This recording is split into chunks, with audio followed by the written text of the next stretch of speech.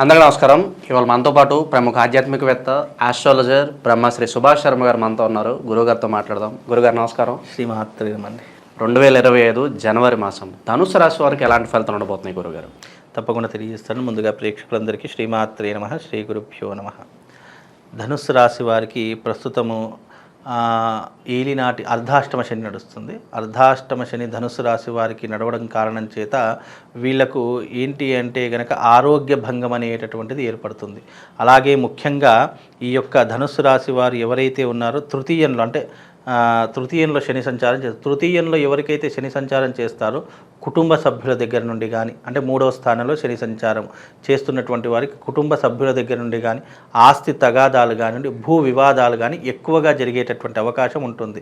కాబట్టి ఈ యొక్క ధనుస్సు రాశి వారికి తృతీయ స్థానంలో శని సంచారం చేస్తున్నాడు కాబట్టి కొంతవరకు ఇబ్బందులు అని చెప్పుకోవచ్చు. అలాగే ఈ యొక్క ధనుస్సు రాశి వారికి షష్టమ స్థానంలో గురు సంచారం. షష్టమ స్థానంలో గురు సంచారం అనేటటువంటిది సుఖ దుఃఖాలను, లాభ నష్టాలను కలిగిస్తుంది. అంటే అంత హై అని చెప్పుకోలేము, అంత లో అని చెప్పుకోలేము, మధ్యమమైనటువంటి సాధారణమైనటువంటి పరిస్థితులు ఉంటాయి తప్ప మిశ్రమ ఫలితాలని చెప్పుకోవచ్చు. అంత పెద్ద చెప్పుకోదగ్గటువంటి అంశాలు అయితే ఏమీ కనిపించవు. కాకపోతే ఏంటంటే శుభకార్యాలు చేస్తూ ఉంటారు, విందులు వినోదాలలో పాలు పంచుకుంటూ ఉంటారు, తమ చేయవలసినటువంటి వృత్తి, ఉద్యోగము, ఆరోగ్యం ఇలాంటి విషయాలు చాలా జాగ్రత్తగా ఉండేటటువంటి లక్షణాలు ఏర్పడుతూ ఉంటాయి.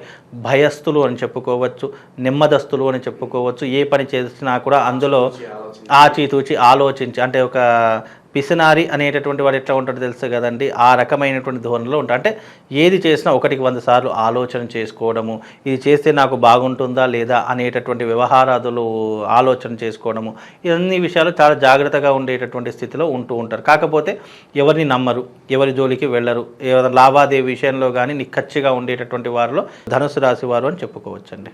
గురుగారు, అలాగే నిరుద్యోగులు, విద్యార్థుల పరిస్థితి ఎలా ఉండబోతుంది మరి ఈ రాశి వారు? ధనుసు రాశి వారికి ముఖ్యంగా విద్యార్థులకు కనుక చూసుకుంటే లాభదాయకమైనటువంటి జీవితం చెప్పుకోవచ్చు. నిరుద్యోగులు ఎవరైనా ఉంటే కొద్దిగా కష్టపడితే కనుక ఉద్యోగాన్ని సంపాదించేటటువంటి అవకాశం కూడా ఏర్పడతాయి. ఆపర్చునిటీస్, అవకాశాలు తనంతట తానే వెతుక్కుంటూ వచ్చేటటువంటి అవకాశాలు కూడా ఈ యొక్క ధనుసు రాశి వారికి చాలా స్పష్టంగా కనిపిస్తున్నాయండి. మీరు ఇందాక అనడం జరిగింది, భూ వివాదాల్లోనూ కోర్టు సమస్యల్లోనూ కొంత చిక్కుకోవడానికి అవకాశం కనిపిస్తుందని. మరి ఎంత సమయం పట్టొచ్చు అంటారు ఇవన్నీ క్లియర్ అవ్వడం? ఎవరికైతే ఈ ధనుస్సు రాశి వారికి కోర్టు సమస్యలు ఉన్నాయో లేదా భూ వివాదాలు ఉన్నాయో వాళ్ళందరూ కూడా భగళాముఖి తంత్ర సాధనా యాగం అని ఒకటి ఉంటుంది. ఆ కోర్టు కేసులు ఎంత పెద్ద జటిలమైన కోర్టు కేసులైనా సరే, ఎంత పెద్ద భూ వివాదాలైనా సరే, ఎంత పెద్ద కేసులైనా సరే చిటికెలో దూరం చేసేటటువంటి విధానము భగళాముఖి తంత్ర సాధనకు ఉంటుంది. కనుక మీ జీవితంలో ఎవరికైనా ఇలాంటి విధానాలు ఉంటే గనక ఒక్కసారి ఈ యొక్క తంత్ర సాధన చేసుకోండి. తద్వారా వాళ్ళకు జీవితంలో భూ వివాదాలు కానీ, కోర్టు కేసుల వ్యవహారాదులు కానీ అన్నిటి నుండి దూరం అయిపోయేటటువంటి అవకాశాలు వాళ్ళ జీవితంలో కనబరుస్తాయండి. వివాహాల విషయంలో ఒక అడుగు ఏదన్నా ముందుకు పడే అవకాశం కనిపిస్తుందా గురుగారు ఈ రాశి వారికి? ముఖ్యంగా చూసుకుంటే గనక ఈ యొక్క భూ వివాదాలు కానీ, లేదు అంటే ఇతర వ్యవహారాదుల్లో కానీ కొద్దిగా కష్టము నష్టము అనేటటువంటిది ఎదురవుతుంది. ఆటంకాలు ఎదురవుతాయి. ఏదైనా చేద్దాము అని అనుకుంటే కనుక అందులో ఇబ్బందులు కానీ, ఆటంకాలు కానీ ఎదురవుతూ ఉంటాయి.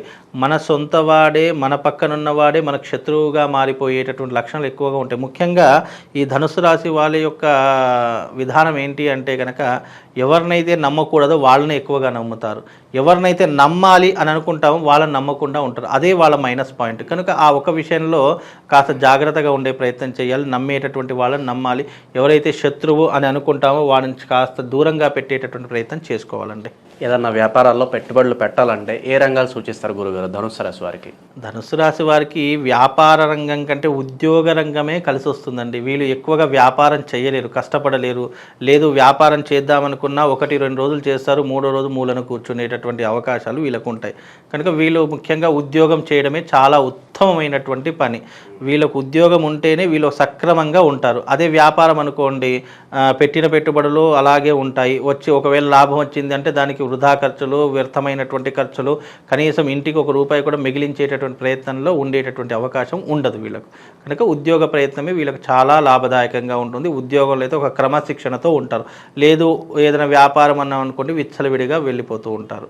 ప్రేమ వివాహాలు ఎవరైతే చేసుకోవాలనుకుంటున్నారో ఏదన్నా గుడ్ న్యూస్ ఉందా మరి వాళ్ళకి ధనుసు రాశి వారికి? ప్రేమ వివాహాలు అనేటటువంటివి ఎలా ఉంటాయంటే ప్రస్తుత కాలంలో ఇప్పుడున్నటువంటి ఈ ధనుసు రాశి వారికి ప్రేమ వివాహాలు అనేటటువంటి చాలా తక్కువ జరగడము.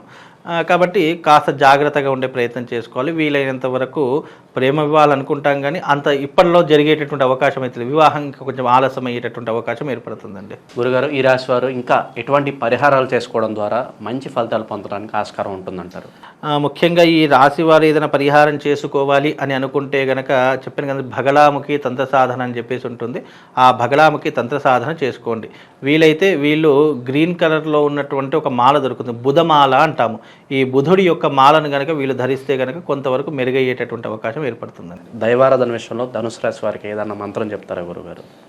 దైవారాధన ధనుసు రాశి వారికి అంటే ఆంజనేయ స్వామి వారి యొక్క మంత్రం చెప్తాము.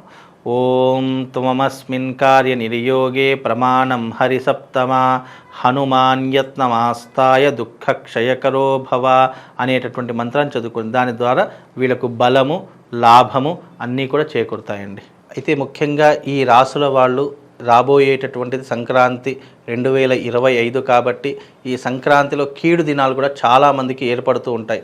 ద్వాదశ రాసుల రీత్యా బాగున్నా బాగా లేకపోయినా కొన్ని రాసుల వారు తప్పకుండా దైవారాధన చేసుకోవడం చాలా ముఖ్యము. మీ రాశి వాళ్ళు ముఖ్యంగా ఏదైనా చేసుకోవాలంటే శివుడికి సంబంధించినటువంటి ఆర్ద్రాభిషేకం అనేటటువంటిది ఒకటి ఉంటుంది.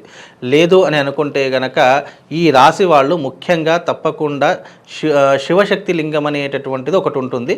ఆ శివశక్తి లింగాన్ని మీ ఇంటికి తెచ్చుకొని తప్పకుండా ఆ శివశక్తి లింగానికి ప్రతి నిత్యము ఉదయము లేచిన వెంటనే స్నానం ఆచరణ చేసుకొని ఓం నమః శివాయ అనుకుంటూ ఆ శివశక్తి లింగానికి వీలైతే ఆవు పాలతో, లేదు అని అంటే కనుక మంచి గంగ నీళ్లు తీసుకోండి, లేదా ఫ్రెష్ వాటర్ తీసుకొని దానికి అభిషేకం చేస్తూ ఉండండి. అభిషేకం చేసినటువంటి జలాన్ని మీరు తీర్థంగా స్వీకరించడం వల్ల ఆయా రాసుల వారికి తప్పకుండా శుభము లాభం కలిగేటటువంటి అవకాశం ఉంటుంది. ఎందుకు అని అంటే కనుక శివారాధన ఎక్కడనైతే నిరంతరము కొనసాగుతుంటుందో వాళ్లకు గ్రహ సంచారం అనేటటువంటిది పాజిటివ్లోకి మారేటటువంటి అవకాశం ఉంటుంది. జాతకం ఎంత నీచంగా ఉన్నా కానీ శివుడి యొక్క ఆరాధన వల్ల మనకు అద్భుతమైనటువంటి ఫలితాలు అనేటటువంటివి వస్తూ ఉంటాయి.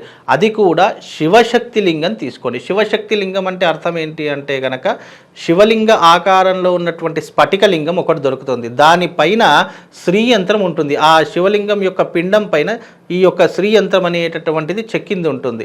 ఆ శివశక్తి లింగానికి గనక ఎవరైతే ఏ నక్షత్రం వాళ్ళు, ఏ రాశి వాళ్ళైతే దానికి నిరంతరం అభిషేకాది క్రతువులు చేస్తారో, ముఖ్యంగా ఎవరు చేస్తారు, ఏలినాటి శని ప్రభావం ఉన్నటువంటి వారు, జాతకం నీచంగా ఉన్నటువంటి వారు, రాశి ప్రభావాలు గ్రహ సంచారం బాగా లేనటువంటి వారు ఎవరైతే ఉన్నారో అలాంటి ప్రతి ఒక్కరూ కూడా ఈ యొక్క శివార్చన చేసుకోండి.